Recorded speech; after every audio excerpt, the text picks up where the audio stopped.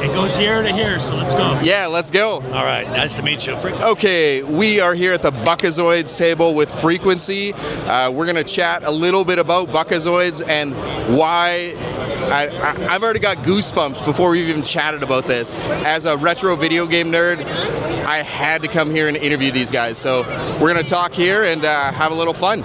We're going to chat a little bit. Tell me kind of the TLDR of Buckazoids and... It goes here to here, so let's go. Yeah, let's go. All right, nice to meet you. Frequency here. Thank you for having us first and foremost. We are Project B59. That's the entity that we operate here in the Bitcoin conference. But what I'll talk to you a little bit about today is Buckazoids. What are Buckazoids? Nobody knew what Buckazoids were 63 days ago, but all of a sudden on Reddit there was an article published, and this gentleman published an article about a digital token that was found in a video game from 1991 known as Space Quest 4.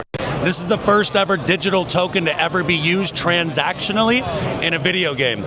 It's kind of like, I looked at it and I was like, nah, this ain't real. So I had to do some digging. I did digging, and what I began to find was that Sierra Online was the parent company of Space Quest, and there were some notable names that worked with Sierra Online, also known as Sierra Entertainment. One of those notable names is Satoshi Wasaka, a video game designer, and Satoshi Wasaka, here, I'll give you a little diagram, little sheet of paper. Satoshi Wasaka, this is an AI image that we recreated. He's a character design. He worked with Sierra Entertainment around design as well as Rod Nakamoto.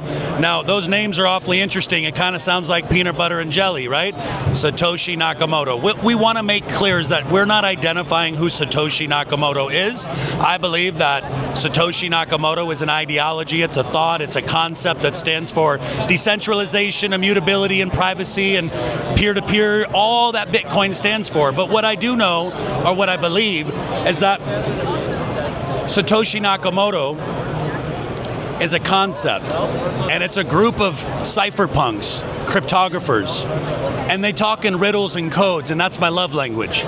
So I started digging a little bit, and I found Satoshi Wasaka, Rod Nakamoto, and I started doing a little bit more digging. Rod Nakamoto and his wife Nancy Nakamoto started a company called Interactive Designs in the late 1970s out of their kitchen, and they later sold that company Interactive Designs to Sega Interactive. It goes deeper, folks. If you do a little bit more research, you might find interesting names like Elon Musk that worked with Rod Nakamoto. Now again, I've done the digging. You got to do your own research.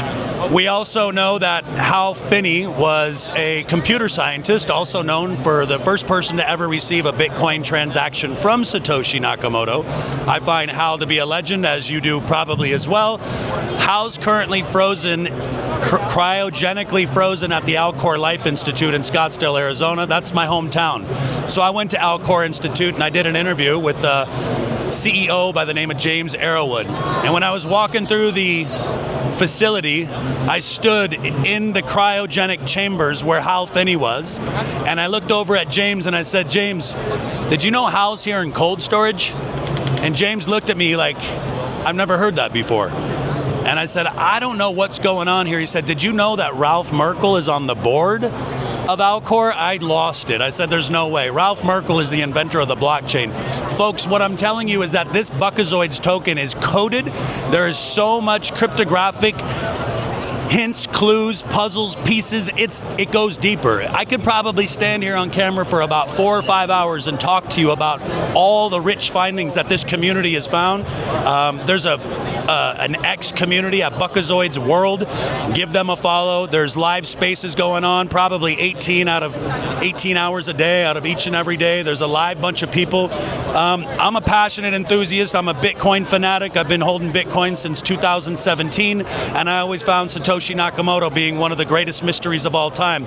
We want to leave it that way. We're not looking to identify who Satoshi is. Again, my belief is that it's a concept, an ideology that stands for decentralization. It stands for independence. It stands for immutability, and we're going to keep it that way. I will tell you right now, pay attention to gaming. The gaming industry, the gaming entertainment industry is coded with cryptographic coders, gamers, all the way from Atari. By the way, Ralph Merkle's wife, Carol Shaw, is a very notable gaming developer.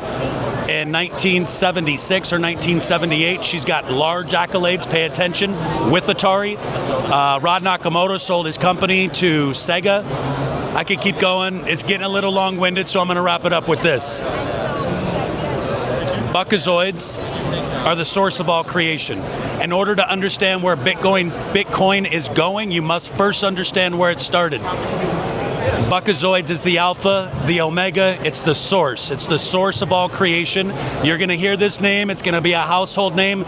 Understand Buckazoids, which is now a Solana token. It launched on March 27th. We have nothing to do with it. We found this token on the Solana network after the article was published. And guess what? March 27th is Ross Ulbricht's birthday. Drop the mic. We'll see you soon. Peace. That was brilliant, man. Like,